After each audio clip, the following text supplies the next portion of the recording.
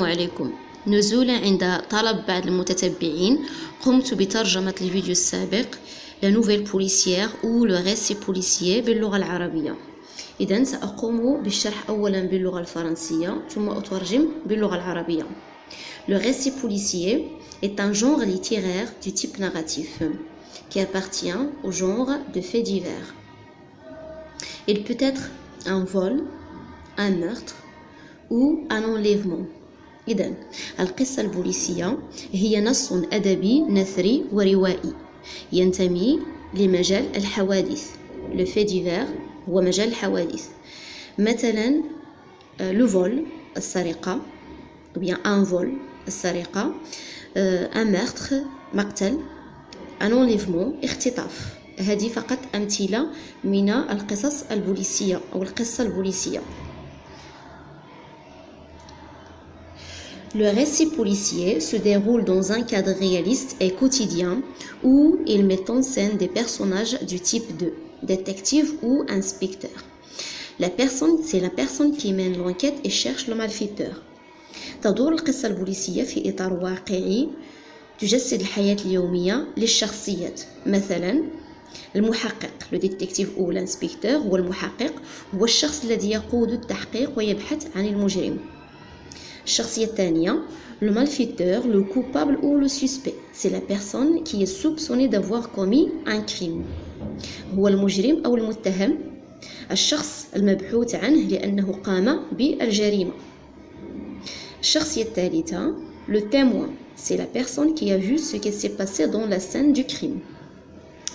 Le témoin هو الشاهد أو شاهد عيان, هو الشخص الذي رأى وحضر لجميع أطوار الجريمة. Le complice, c'est la personne qui aide le malfaiteur. Le complice هو مساعد المجرم, هو الذي ساعد المجرم أثناء قيامه بالجريمة. هناك الشخصية المحورية la victime. C'est la personne qui subit le crime. La victime هي الضحية, هي الشخص الذي طبقت عليه الجريمة. Le récit policier comporte une énigme que l'enquêteur doit résoudre. تتمحور القصة البوليسية حول اللغز, وهذا اللغز الذي يجب على المحقق حله. اللغز هو une énigme. Le récit policier ou la nouvelle policière se compose de 5 étapes qui forment le schéma narratif. إذن جميع القصص وبالخصوص القصص البوليسية تبنى حول 5 مراحل وتسمى الشيما ناراتيف أو إن صح التعبير المسار الروائي. Donc la première étape du schéma narratif c'est la situation initiale qui se caractérise par la présentation des personnages dans un cadre narratif et descriptif.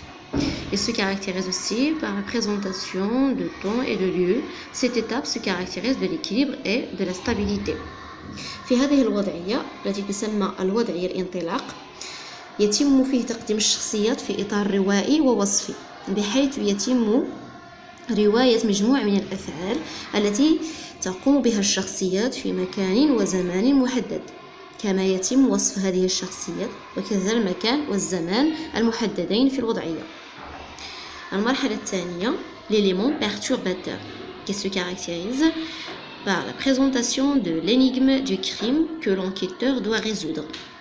في هذه المرحلة يقوم الروائي أو الراوي بإدخال حدث فجائي في النص. هذا الحدث الفجائي يتم فيه تقديم لغز الجريمة بطريقة فجائية بحيث يغير مسار الوضعية الأولى اللي هي la situation initiale, وذلك باستعمال بعض الأدوات مثلا soudain, tout à coup, brusquement, etc.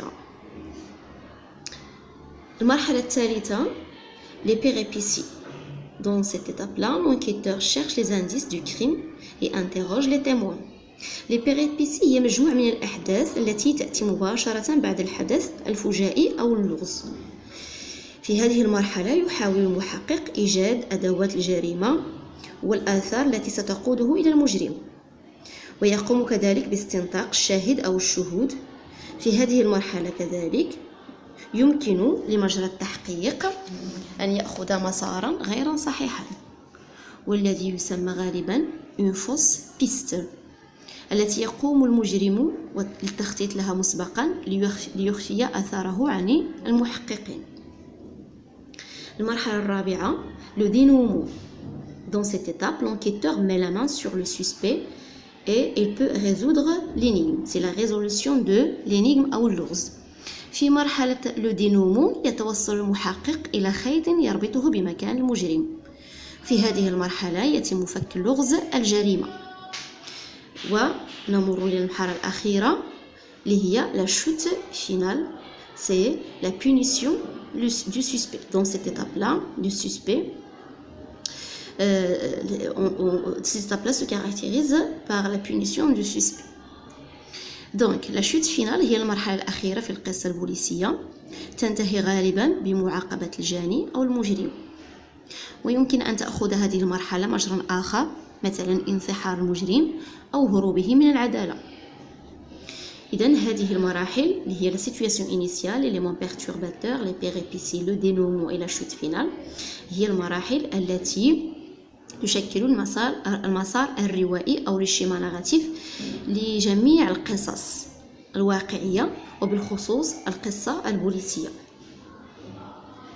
نمر الآن إلى الأزمنة المستعملة لبناء القصة أو القصة البوليسية. En général, les temps de conjugaison employés dans la nouvelle ou le récit policier sont l'imparfait et le passé simple, ce qu'on appelle les temps du récit. إذن أغلب الأزمنة المستعملة في القصص الروائية عامة والبوليسية خاصة هي أزمنة الماضي، التي هي l'imparfait et le passé simple، والتي تسمى إن صح التعبير بأزمنة الحكي les temps du récit. سأمر الآن لشرح بعض الأفعال التي تستعمل في القصة البوليسية.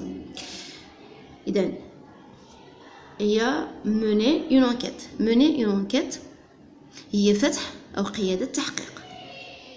interroger le suspect, les témoins ou la victime هي استنطاق المجرم أو استنطاق الشهود أو استنطاق الضحية. découvrir le méfait ou le crime هي اكتشاف الجريمة. relever des empreintes digitales هي رفع البصمات.